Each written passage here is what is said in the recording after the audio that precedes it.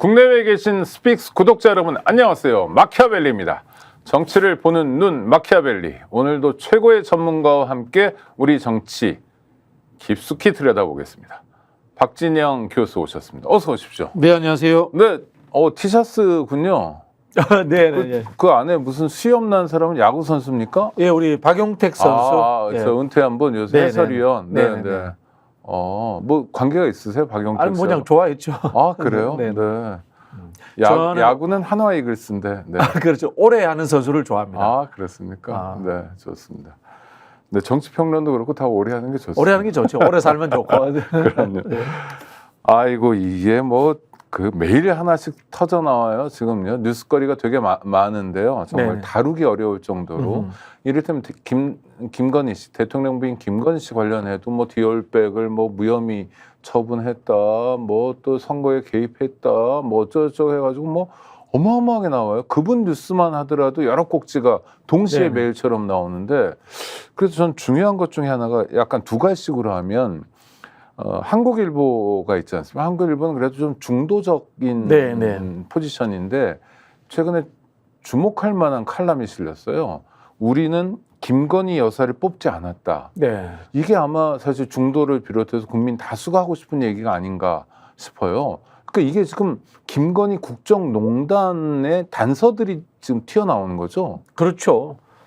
김건희 국정농단이라는 뜻입니다. 김건희 여사는 법률적 지위를 가지지 못한 사인이거든요.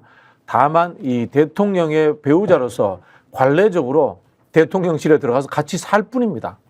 그런데 국정 전반에 네. 걸쳐서 이분이 개입을 한다면 그건 국정농단인 거죠.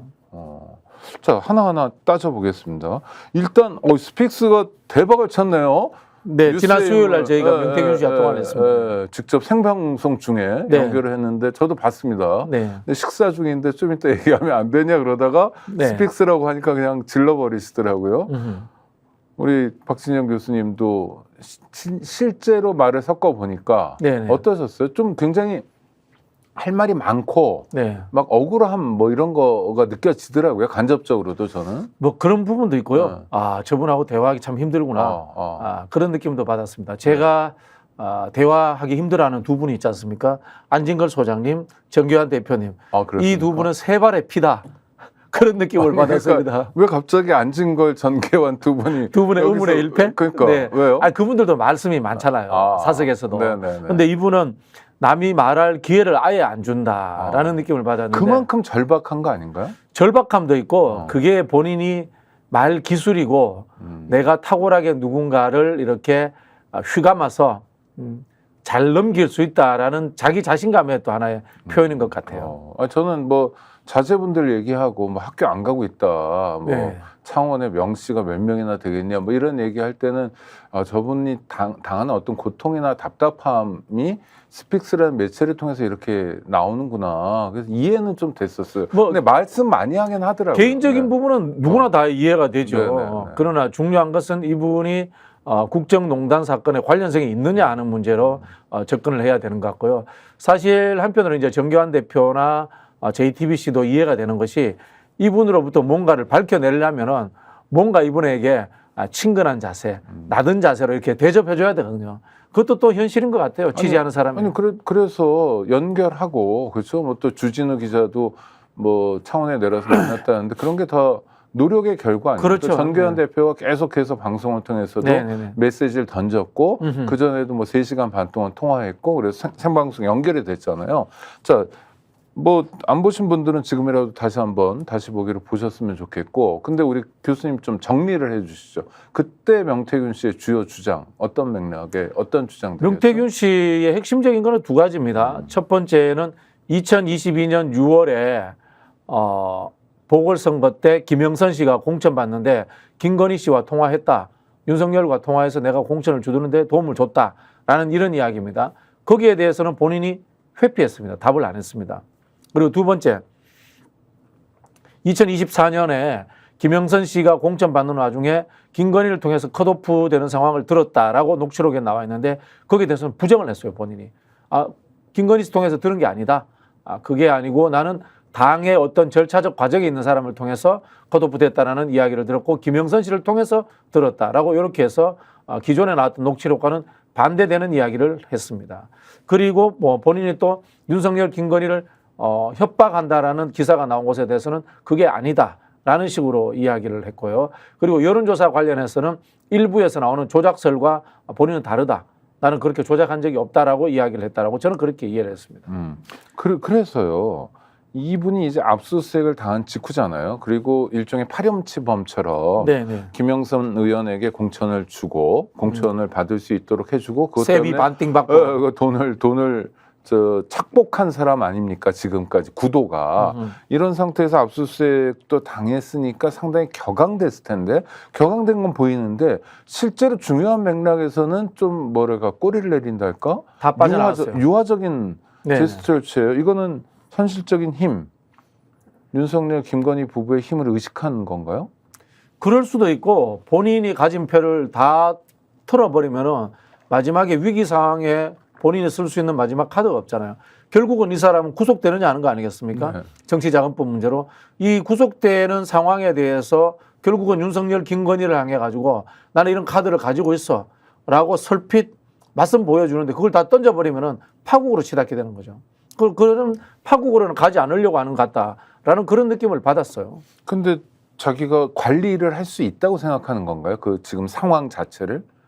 저는 그렇게 보고 있어요. 이분의 이제 화려한 언변이라든가 주변 사람들에 대해서 평가하는 방식, 이른바 이모 씨에 대해서 평가하는 방식이라든가 김영선 의원에 대해서 이야기하는 투들을 보면은 저 사람들은 나하고 어떤 이익 관계 또는 어떤 비밀을 서로 가지고 있기 때문에 함부로 털어놓을 수 없을 것이야. 라는 하나의 생각을 갖고 있는 것 같고요. 내가 가지고 있는 카드는 또 워낙 센 거기 때문에 윤석열, 김건희가 정치자금법으로 나를 압수수색했지만 구속시키기는 쉽지 않을 거야. 라는 또 하나의 또 자신감도 같이 갖고 있는 것 같아요. 그러면 만약에 뭐 구속 되길 바라는 건 아니지만 구속이 현실화되거나 하면 다른 카드를 내놓을 수 저는 있겠네요. 그 윤석열, 김건희 씨 관련되는 어떤 녹취록이라든가 텔레그램 캡처본 이런 것들을 좀 더 센 것을 터뜨릴 수도 있지 않을까. 뭐 그렇게 추정을 해봅니다.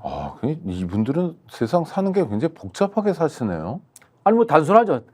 때리면 나도 약점 깔 거야. 어떻게 보면 굉장히 단순한 거 아닙니까? 네. 어떻게 보면 단순하다. 네. 또 하나는 이준석 그 개혁신당 국회의원이 네. 명태균 씨에 대해서 인터뷰한 대목이 있습니다. 뭐라고 그러냐면 윤석열 검찰총장 아까 모호하게요. 현직인지 아니면 그만둔 다음인지는 모호하게 표현하는데 윤석열 총장 또는 윤석열 전 총장이 비대위원장인 나에게 연락을 했다. 그런데 그 채널이 명태균이었다. 그러니 명태균이라는 사람은 내가 아니라 윤석열 부부와 굉장히 밀접히 가까운 사람이다. 이런 얘기를 대놓고 하던데 이건 어떤 복선이 깔린 겁니까? 이준석 대표 이야기는 이제 아무도 믿지 않을걸요. 이준석 대표는 명태균 씨를 잘 모른다라고 이야기를 했는데 어쨌든 잘 아는 관계라는 것은 이미 드러났고요. 지금 보도된 내용들을 보면은 김건희 씨와 윤석열, 명태균, 이준석에서 호반에서 만났다는 거 아닙니까? 그게 만약에 사실이라면은 상당히 깊은 관계에 있는 겁니다. 대선 후보가 될 만한 사람과 명태균 씨를 끼워서 만났다. 처음 만나가지고 갑자기 끼워서 만납니까? 그런 그렇죠. 일 인간관계 존재하지 않지 않습니까? 신뢰관계가 전제됐죠. 신뢰관계가 전제됐기 네. 때문에 만났다라면은 이준석 대표가 이제까지 했던 말은 이제 믿을 수 없게 되는 거죠. 아니 그리고 지난 총선 때도 뭐 같이 뭔가 작품을 만들려고 했던 관계였잖아요. 그렇죠. 그리고 그 전에 가보면은 2021년 5월이죠. 이준석 대표가 당대표 출마했을 때 그때도 명태균 씨의 도움을 받았다라는 이야기가 이미 기사를 통해서 다 나오고 있습니다. 그럼 오랜 관계를 맺고 있는 사람이다. 이렇게 이제 봐야 되는 거고요. 지금 이준석 대표가 하는 행태는 저는 두 가지 정도로 추정이 되는데요. 네. 첫 번째는 명태균 씨와의 오랜 관계 속에서 법률적인 위험이 될 만한 요소들을 서로 가지고 있지 않나라는 의심. 두 번째는 그것을 더 넘어서서 김건희 여사와 윤석열 대통령과의 관계 속에서 법률적인 문제가 될 만한 것들을 서로 공유하고 있지 않나라는 의심. 저는 이 두 가지가 듭니다. 그러니까 또 하나는 이준석 의원 입장에서는 자신에게 향할지 모르는 공격의 칼날을 돌려서 윤석열 대통령 부부를 공격하라라고 그렇게 해야 되는데 지금 유도하는 안 하고 거죠. 있잖아요. 자기가 막고 있잖아요, 지금. 네. 명태균 씨도 보호하고 있고 김건희 씨 문제에 대해 가지고 굉장히 애매모호한 입장을 취하고 있어요. 적극적으로 나서진 않아요. 그렇죠. 평소에 이준석답지 네. 않은 그런 모습이에요. 네, 네. 그래서 의심이 되는 것이 명태균 씨의 이제 여론조사 관련해서 윤석열도 덕을 받고 이준석도 덕을 받고 이렇게 우리가 이해하지 않습니까? 네. 그 과정이 전부 다 합법적이었는가라는 첫 번째 의심이 되는 거고요. 그러면은 윤석열 씨가 이 경선 과정, 국민의힘 경선 과정에서 덕을 본 사실을 이준석이 알 수도 있지 않느냐라는 의심, 그런 게 있는 거고요. 그것을 좀 넘어서서 아까 말씀한 두 번째 부분은 저는 이준석 대표가 당에서 쫓겨났던 과정들, 예를 들자면 성상납 의혹들이 해결되는 과정들에 있어서도 윤석열, 김건희 쪽과 어떤 이 관련설 이런 것들까지도 저는 의심해 봅니다. 그러니까 성상납 사건에 대해서 무혐의 처분을 받았는데 무혐의 처분 받은 것에 배경이 있지 않나라고 의심한다. 그렇죠. 네. 의심해 볼 수 있다. 좋습니다. 명태균 씨 얘기 한두 가지만 좀 질문해 보겠습니다. 장성철이란 분 정치평론도 하시고 왜 사실 처음에 역술인 얘기는 장성철 씨가 했던 거잖아요. 근데 그 정도 역할을 한 사람이라면 이를테면 진술들을 따라가 보면 이준석 대표 당대표 선거에서도 역할을 했고 대선 때도 그랬고 또 뭐 윤석열 검찰총장을 이준석 비대위원장에게 소개할 정도로 하여튼 정책 비중이 그 동네에서 있는 사람이라면 장성철 씨는 좀 알고 있었을 텐데 왜 역술인이라고 굳이 표현했을까요? 그거는 저도 이제 얼핏 들었는데요. 토마토 뉴스토마토 쪽에서 갖고 있는 녹취록 중에 그런 비슷한 발언들이 있었다라는 소문이 났었습니다. 아마 그 부분을 장성철 소장이 들은 것 같아요. 아마 이 김 여사 일정 관련돼 가지고 그런 이야기 같은데, 근데 지금 들으니까 그게 녹취록이 또 없다라는 이야기도 있더라고요. 그래서 그런 부분이 있고, 그다음에 이제 새벽 4시에 홍매화를 심잖아요. 칠불사에서. 네. 이게 무속, 기복, 아까 마신 역술, 이게 경계가 애매모호합니다. 솔직히 말씀드려가지고. 네네. 그렇지 않습니까? 그렇죠. 우리나라의 네. 종교들이 토착화되면서 되면서 기복적 요소들이 다 있잖아요. 불교의 절에 가면 다 산신각 있잖아요. 산신각 그거 도교적인 거지 않습니까? 네. 근데 우리나라 절에는 다 산신각이 있어요. 그리고 탑돌이 하지 않습니까? 기원하지 않습니까? 원래 고등종교라는 것은 현세의 문제가 아니라 내세의 문제를 다루는 것이 고등종교인데, 우리나라 불교가 하물며 기독교조차도 기복적인 요소를 가지게 돼버렸단 말이에요. 이런 부분에서 새벽 4시에 홍매화 신문 다 의심해서 볼 수밖에 없는 거죠. 그런 부분들이 있으니까 장성철 소장 같은 분들은 거기에 대해서 표현하다 보니까 역술 이런 식으로 표현하지 않았나, 저는 그렇게 추정돼요. 근데 본인은 되게 격앙된 반응을 보이더라고요. 기분 나쁠 수 있죠, 본인이. 네. 그러니까 자기는 정치 전문 컨설턴트다 이런 거 아니에요? 그런 뉘앙스의 반응 아니었어요? 그렇죠. 예를 들어 볼게요. 네. 어머니가 새벽에 정한수 떠놓고 기도하는 거. 네. 이거 무속입니까? 토속입니까? 기복입니까? 주술입니까? 뭡니까? 그냥 이거 자식 사랑이죠. 자식 사랑이잖아요. 네. 그래 이게 애매한 겁니다. 이런 네. 영역의 네. 부분들이. 네. 근데 이거를 삐딱하게 보는 사람은 아이고 그건 토템이 준다 이거 그게 돼요. 그런 거 왜 해요? 이렇게 이야기할 수도 있는 거거든요. 엄마의 마음이죠. 네. 네. 그 다음에 또 그 대통령 부부에 대한 얘기도 많이 나옵니다. 이를테면 대통령실 비서관이었던 김대남 씨가 또 이명수 기자한테. 예. 근데 서울의 소리 이명수 기자는 그 김건희 7시간 녹취록으로 유명한 사람인데, 네. 그리고 한동훈 대표가 지적했듯이 소위 좌파 유튜버인데 김대남 씨는 지금 어디 공기업 감상가로 있잖아요. 네. 그렇죠?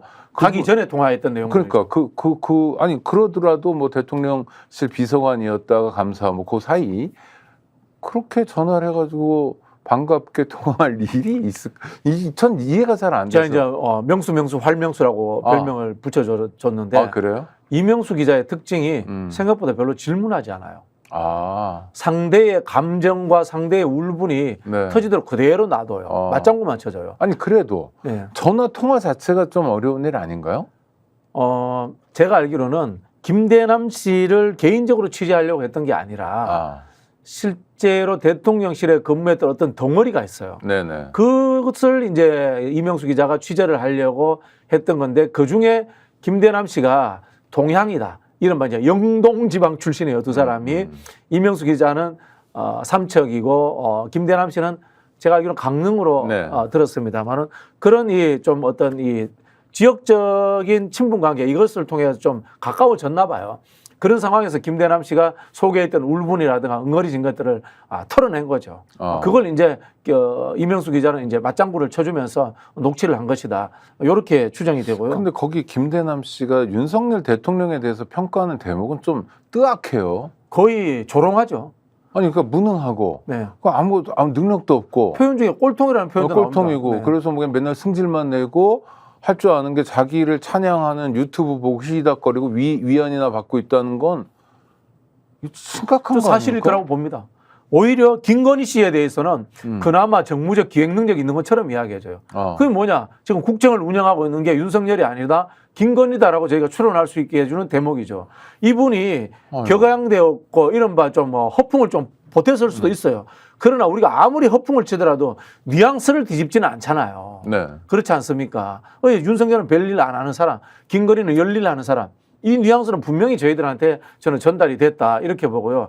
이분이 이야기했던 녹취록에서 세 가지의 저는 중요한 법률적 위반 가능성들이 존재합니다. 첫 번째는 뭔가 하면 이분이 이른바 진보 언론에 대해서 고발 사주를 했다라는 의혹입니다. 네네. MBC의 바이든 날리면 사태, 그다음에 서울의 소리 관련해 가지고 본인이 시민사회 수석실에 근무하면서 보수적 시민단체를 통해 가지고 고발하도록 했다라는 이야기를 본인 입으로 이야기를 합니다. 이거 수사 들어가야 됩니다. 그렇죠. 고발 사주 의혹입니다. 네네. 이거는 국기문란 사건이 되겠죠. 네. 만약에 이게 팩트로서 사실이라면. 아니, 그러니까 개념으로 하면 국가형벌권이라는 국가의 가장 아주 최후의 수단이고 중요한 기능을 네네. 대통령실이 앞장서서 어용단체를 통해서 처벌할 수 있도록 하고 또 언론 자유도 탄압하고 그렇죠. 와, 이건 국기문란 뭐, 사건이 되는 네. 거죠. 그다음 두 번째, 만약에 녹취록대로 김건희 씨가 이철 규칙을 통해서 당의 공천 과정에 개입했다라고 이러면은 사인의 정치적 개입이고 선거 개입입니다. 이거는 국정농단 사건입니다.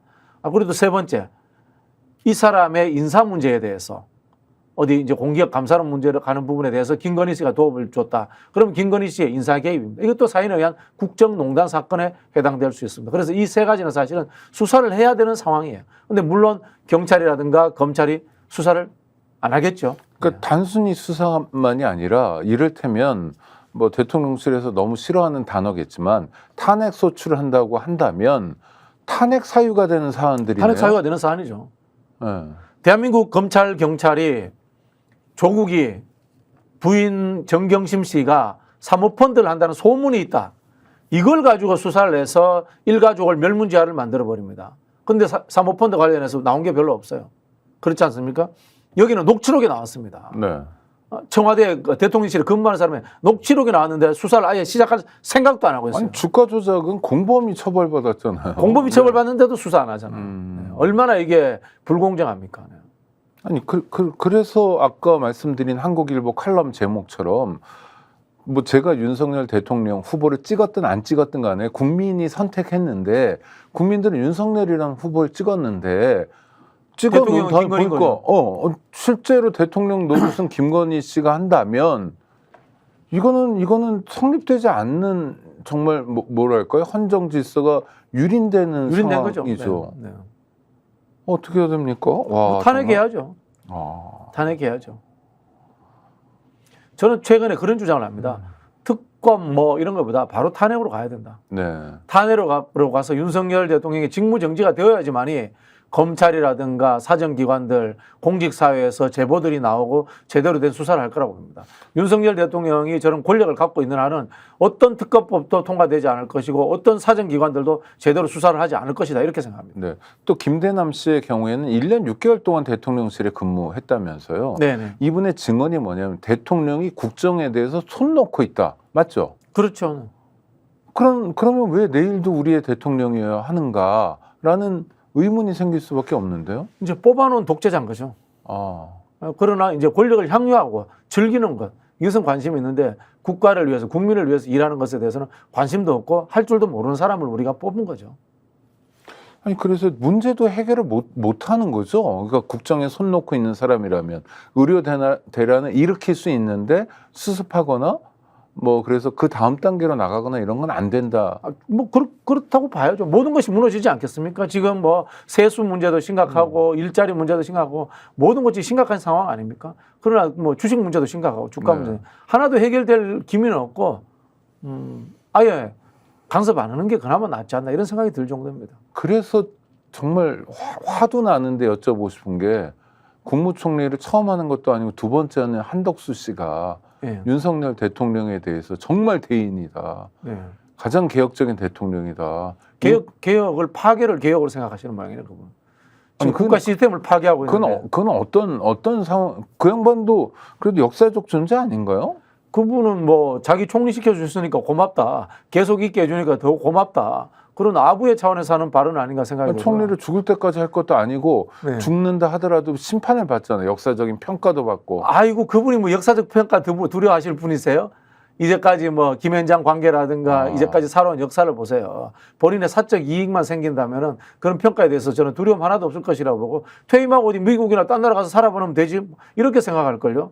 사실 있지 않습니까? 한덕수 총리에 대한 평가는 노무현 정부 때도 끝났어요. 그 당시에 같이 근무했던 분들 이야기 들어보면 정말 그 한심한 총리 이런 표현까지 들었다고 하더라고요. 왜요? 일을 안 한답니다. 그때도. 그걸로 유명했답니다. 그냥 의전만 좋아하고 이런 네, 건가요? 네, 대접받기 좋아하고. 네네네. 그래도 김대중 정권 때 경제수석도 했잖아요. 청와대 경제수석. 그때는 좀 젊은 시절이었으니까 좀 네네. 다를 수 있었겠죠. 네. 그래서 좀 평가하기도 했는데 지금 와서는 그러니까 대통령에 대해서 여러 평가가 있는데 하여튼 뭐 노력하신다 뭐 이런 것도 아니고 대인이고 뭐 가장 역사상 가장 훌륭한 대통령처럼 이야기하는 건 정말 뜨악한 데모. 뭐 대인 소인 그 간신배들이 그런 표현 남을 지켜 세울 때 많이 쓰시죠.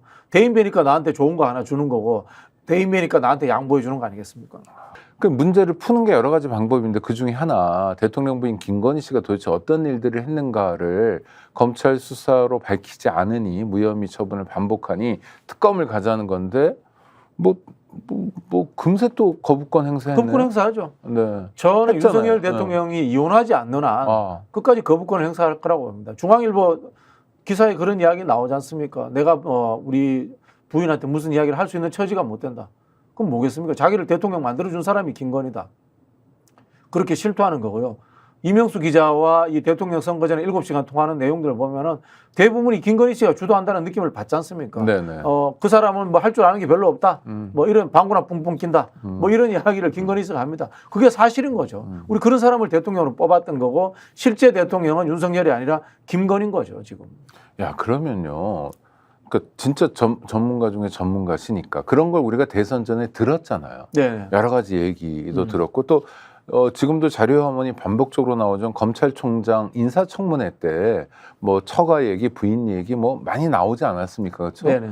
뭐 학력 위조부터 해가지고 여러 가지가 있었는데도 불구하고 검찰총장도 되고 그럼에도 불구하고 또 당을 옮긴 건 아니지만 하여튼 국민의힘에 입당해서 대선 후보가 되고 마침내 대통령도 될 정도라면 우리 국민들에게도 약간 문제가 있는 게 아닌가. 저는 그런 생각합니다. 그 전에 근데 국민들 탓하기 전에 사실은 국민의힘을 탓해야죠.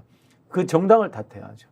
오죽했으면은 대권 주자가 없어서 밖에 있는 사람 데리고 온 거 아닙니까? 네네. 정체가 뭔지 확인도 안 하고 데리고 온 겁니다. 그래가지고는 그 사람을 대통령으로 만들고 거기에 대해서 쓴소리라든가 어떤 교정의 목소리조차도 내지 못하는 상황. 이게 과연 정당인지 아니면 환관 집단인지 자꾸 뭐 대인배 이런 표현 쓰니까 역사적 표현을 쓰게 되는데요. 의심하지 않을 수가 없는 거예요. 보수 정당이 아니에요. 저거는 권력에 순응하는 기회주의자 집단일 뿐이에요. 그런 생각이 듭니다. 아니, 그러니까 누구라도 예를 들어 구도만 갖춰진다면 이를테면 뭐 문재인 정부가 부동산 때문에 마음에 안 든다라는 구도가 하나 있단 말이에요. 네네. 그럼 누굴 갖다 놔도 어떤 악당을 갖다 놓거나 뭐 심지어 바보를 갖다 놔도 대통령이 될 수 있는 구조라면 우리가 민주주의를 한다고 자랑하기가 좀 민망해지는 상황이 아닌가 싶어요. 그게 이제 특정 정당이 무너지고 극우적 이익 집단 언론이 붙어서 이벤트를 하다거나 상징 조작을 해서 프레임을 만들어줄 수 있는 사회적 환경이 조성되어 있는 거예요. 그 유착 구조 속에서 만들어진 사람이지 않습니까?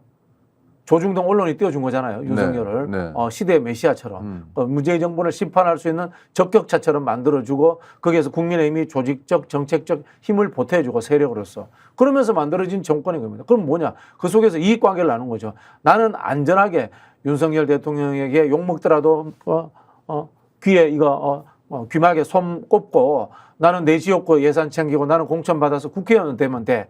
라는 국민의힘의 국회의원들.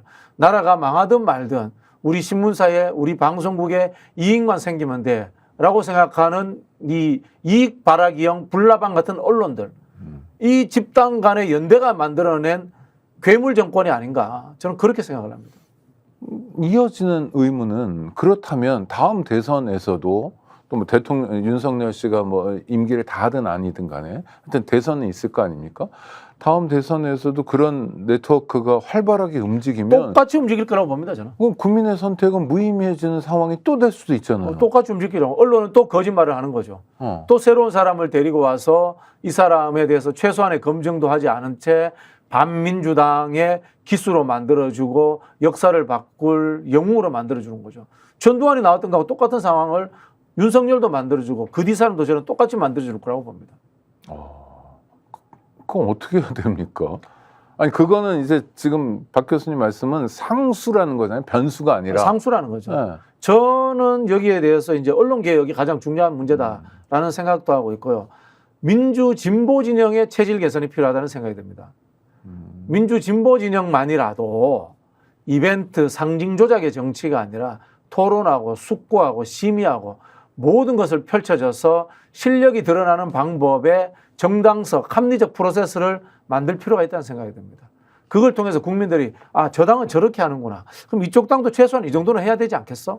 민주당이 토론 20번 하면 국민의힘은 그래도 3번, 4번은 해야 되지 않겠어? 경선에서 말입니다. 이런 분위기들을 형성하고 사회적인 환경을 조성하는 것이 우선적으로 민주당 계열 정당들이 할 수 있는 방법이 아닌가, 그런 생각을 해봅니다. 아니 근데 금투세 관련해서 이제 시행이 되잖아요. 근데 뭐 유예할 거냐, 뭐 어떻게 할 거냐, 뭐 이런 논의를 민주당 안에서 했더라고요. 보니까 의원들끼리. 그러니까 여러 의견이 있고 저는 그거 굉장히 긍정적으로 평가했거든요. 결론이 어떻게 나든 간에 뭐 제가 바라는 결론이 있습니다만 제가 바라는 결론대로 안 나더라도 상당히 수기 민주주의를 하고 있구나, 좋은 모습을 보이는구나라고 생각됐는데 근데 그게 일반 유권자들에게 호소력이 있을까?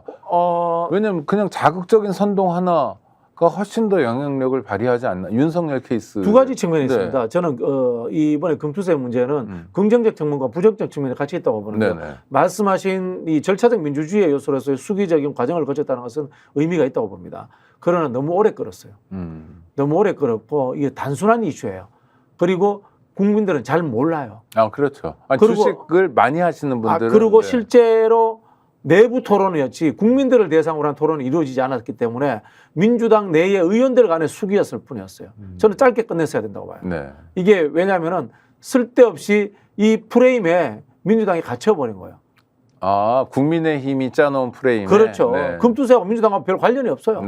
그렇지 않습니까? 민주당 지지자 중에 주식으로 5천만 원 벌 사람이 뭐 몇 명 있을지 모르지만 거의 없죠, 사실. 그래서 저는 그런 거는 국민들 주식하는 사람 많은 거기 때문에 한 3일 토론하고 의총에서 거수해가지고 바로 끝내버렸어야 된다. 이걸 가지고 2달씩 끈 거는 전략적으로는 잘못했다. 그렇게 생각합니다. 그럼 그 질문을 다시 하고 금투세가 아니더라도 토론을 활발하게 하는 모습을 보이더라도 뭐 국회에서 뭐 하여튼 매일처럼 토론이 여러 개가 열리잖아요.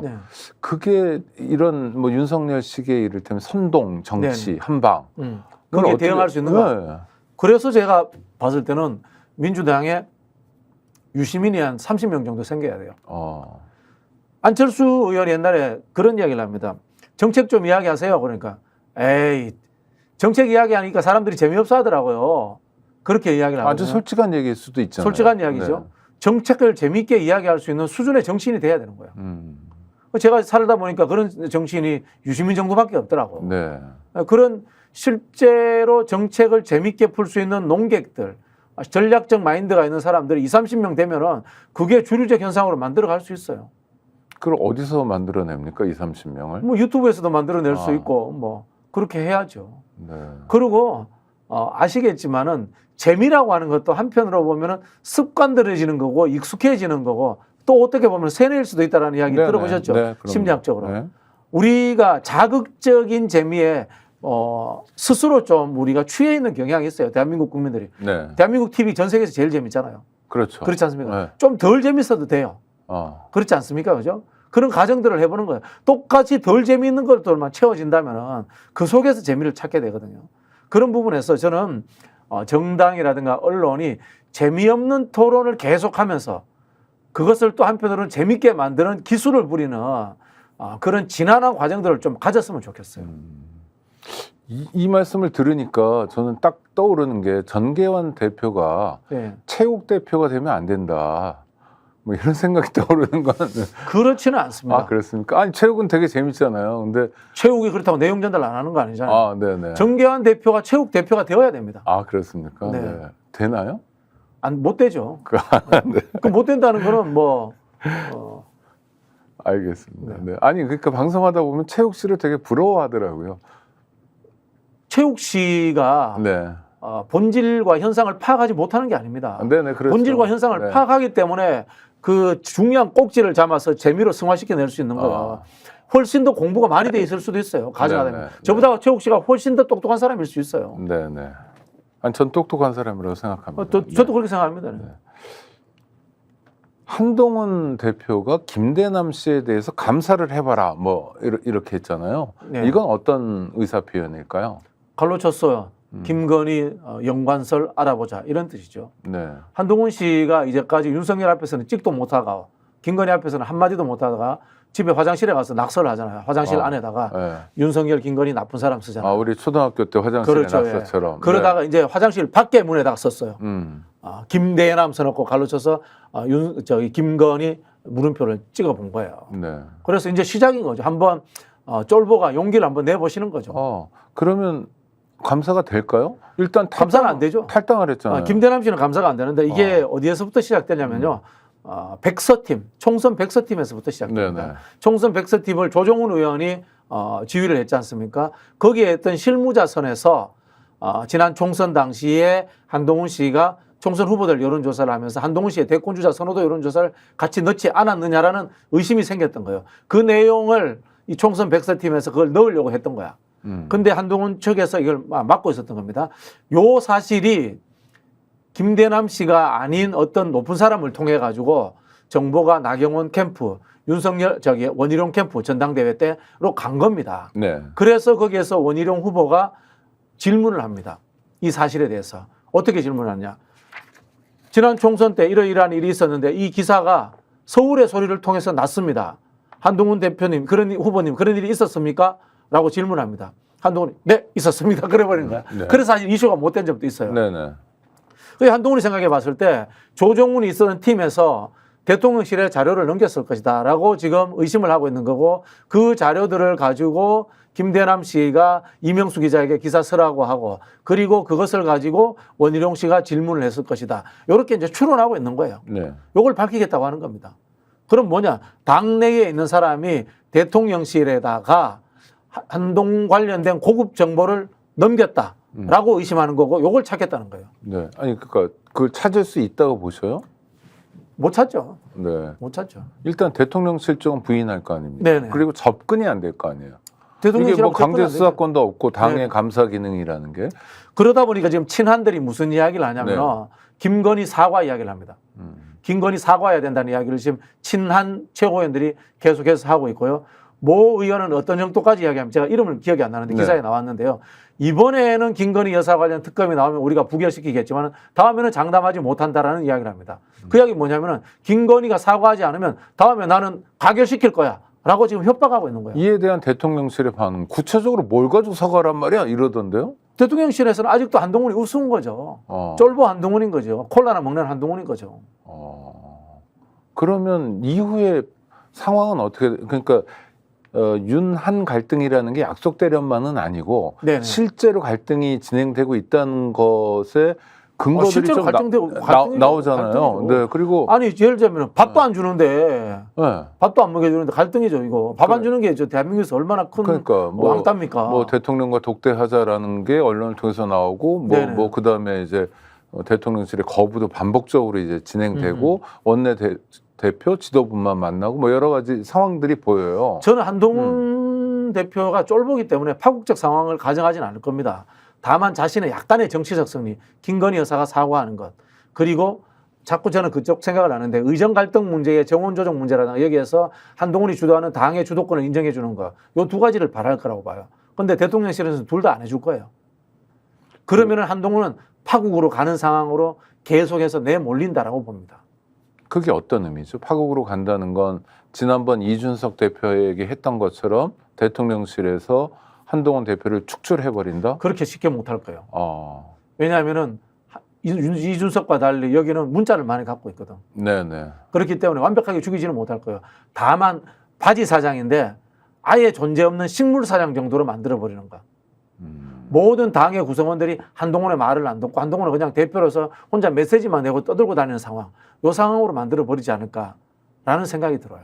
그래도 당대표 임기가 많이 남아가지고 그것도 불편할 텐데 그건 어쩔 수 없이 견딜 수밖에 없다. 왜냐하면 네. 이른바 단칼에 쳐내버리면은 아, 문자 깔 수도 있잖아요. 네. 그건 위험하잖아요. 어. 네. 김건희 씨가 도이치모터스 주가 조작 의혹에 있었던 사람들을 보면은 전부 다 취임식 때 다 불렀대요. 네네. 다 그렇지 않습니까? 왔더라고요. 네. 명태균 씨도 불렀고 네. 다 불렀습니다. 음. 그분들 몰래하면 안 돼요. 그분들 화나면 안 돼요. 아. 결정적으로 그분들과 적대적으로 되면 안 돼요. 뭔가를 정보를 오픈할 수도 있는 겁니다. 한동훈도 똑같습니다. 네. 한동훈을 완벽하게 쳐내거나 척결하면 안 돼요.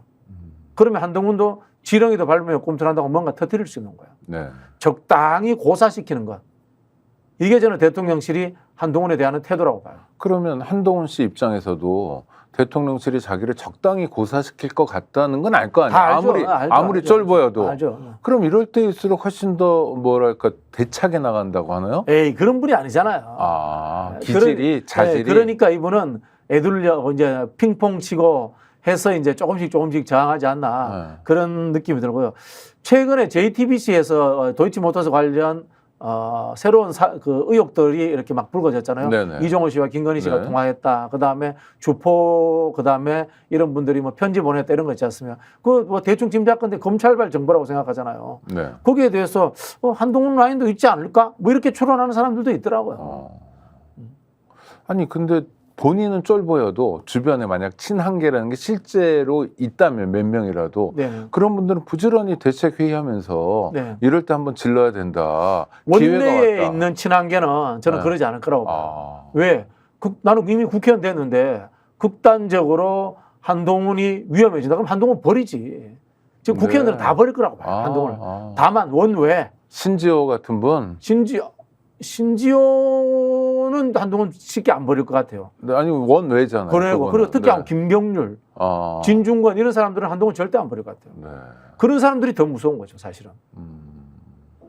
그렇군요. 저격수 역할을 할 수 있죠. 네. 그 힘을 가질까요? 메시지를 제대로 내면 힘을 가지게 되죠. 네. 사실 김건희 씨가 약점이 가장 많기 때문에 그러니까요. 김건희를 향한 강한 메시지를 내고 거기에 대해서 뒷받침해 줄 물증들, 문자 같은 거 오픈해버리면 그게 충분히 힘이 되죠. 근데 거기까지 안 나간다는 거잖아요. 그러니까 한동훈은 거기까지 못 가는 거죠. 그럼 친한계, 원외 친한계는 거기까지 저 갈까? 갈 수도 있는 상황이 온다고 봅니다. 그러니까 한동훈 씨가 그림을 그려서 그 상황에 가는 게 아니라 네. 친한계라고 뭐 그룹은 작지만 여기서 원내에 있는 사람들도 다급한 심정에 김건희를 직접 멱살 잡고 공격하는 일이 있을 수도 있다. 원내에 있는 사람들은 못 그럴 거예요. 그러니까 원외 인사들이. 왜냐하면은 원내에 있는 사람은 소기의 목적을 달성했어요. 네, 국회의원이니까 그냥 가면 네, 되는데 네. 밖에 있는 사람들은 한동훈이 떠야지 뭐가 또 꼬물이라도 생기고 이익관계라도 생기고 언론에서라도 나를 불러주고 하다못해 김경률 씨 어디 가서 정치평론이라도 할 거 아닙니까? 그죠? 네네네. 뭐 종편이라도 출연할 건데 그러려면 한동훈이 펄떡펄떡 뛰는 이슈 메이커여야 되거든. 그럼 뭡니까? 윤석열과 싸우는 거거든. 네. 알겠습니다. 근데 만약 그렇게 되면 국힘 내부의 균열로 이어질 가능성도 꽤 있는 거네요. 그렇게 생각합니다. 저는 8명 빼오는 것은 어렵고요. 20명 빼오는 것이 오히려 좀 더 쉬울 수 있다. 뭐 이렇게 이게 무슨 말입니까? 8명이라는 게 이제 200석을 앞두고 있는 그렇죠. 그 8명인데 20석은 원내 교섭단체죠. 네. 정계 개편이 돼가지고 당이 쪼개지는 것이 오히려 8명을 빼오는 것보다 쉬울 수 있다고 생각합니다. 그거는 지난번에 박근혜 대통령 그렇죠. 당시에 뭐 저 유승민 의원 등 정당을 그렇죠, 따로 그렇죠. 만들었던 개별적으로 8명은요 못 나옵니다. 혼자 되는 두려움, 윤석열의 타겟이 된다는 두려움. 원래 보통 우리 집단에 속해 있는 이유가 그런 거 있지 않습니까? 집단에 주는 안정감 이런 게 있지 않습니까? 그죠? 양떼들이 왜 모여 있습니까? 한여름에도 모여서 덥지만은 밖에 나오면은 혼자 지목돼 가지고 늑대의 타겟이 될까 두려운 거예요. 그래서 덥지만은 양떼들 속에 짜증 나면서 계속 붙어 있는 거예요. 네. 그거 똑같은 심리거든. 지금 정치인들도 똑같거든요. 그런 한 무리가 뚝 떨어져 나와 버린다. 그러면 안전하거든. 그 속에서 내가 제일 바깥쪽에 있어가지고 늑대의 표적이 된다 이런 생각 안 하거든. 한 20-30명 떨어져 나오면. 그럴 가능성이 저는 있다고 봅니다. 네. 좋습니다. 민주당 얘기도 짧게라도 하고 싶은데 지금 조국 혁신당하고 영광 뭐 한평에서 싸우고 있는데 많은 분들은 야 이거 문제 아니냐 지금 그럴 때가 아니지 않냐 네네. 양쪽에 다 얘기하는 것 같아요. 네네. 뭐 민주당 지지하시는 분은 조국 혁신당을 향해서 더 많이 이야기할지도 모르지만 어떻게 보십니까 지금 상황은? 이슈를 안 만들어내야죠. 예.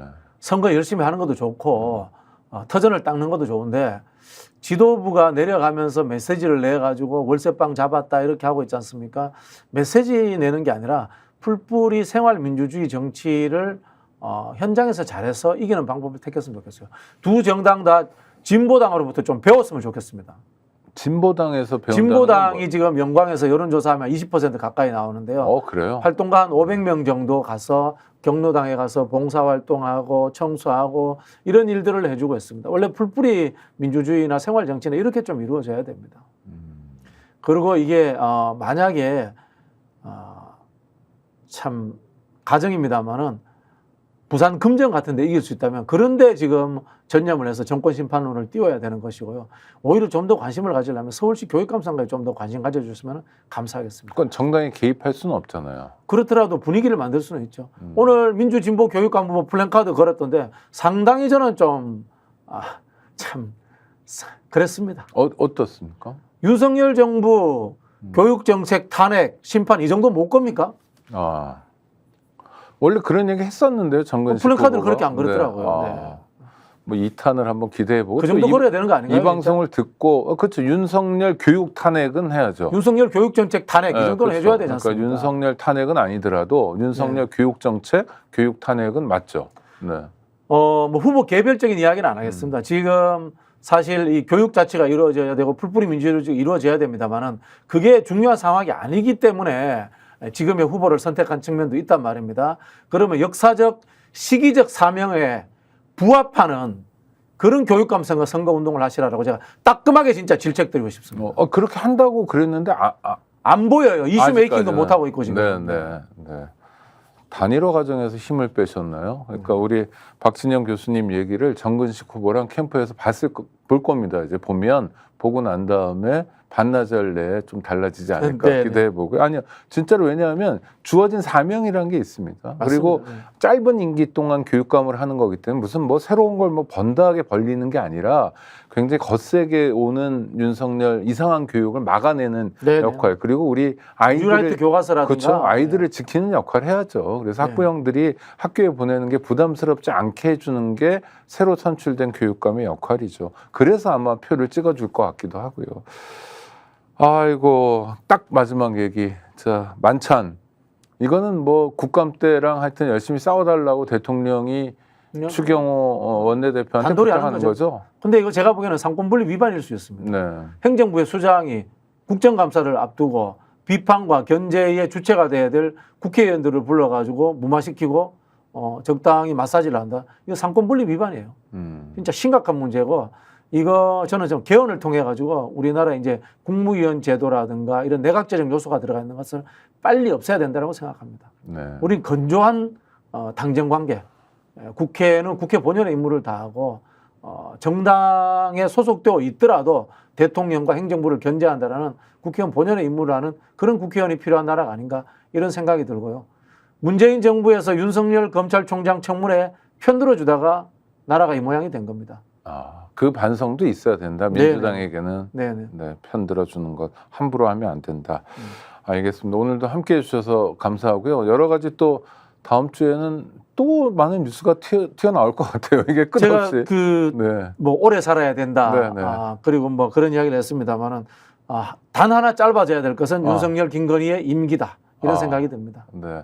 그러니까 임기가 끝날 때까지 뉴스는 계속 나올 것 같다는 불안함이 있어요. 그렇습니다. 이것저것 개입도 많이 하고 또 두 분의 성격이 워낙 독특해서 그런 것 같고 또 임기 이제 반환점을 돌면서 또 10월 10일 선거법 공소시효가 완성되면서 여러 가지가 더 터질 거 아니냐라는 그 이걸 기대해야 될지 모르겠는데 그런 우려도 있는데 그런 것도 대충 맞는 건가요?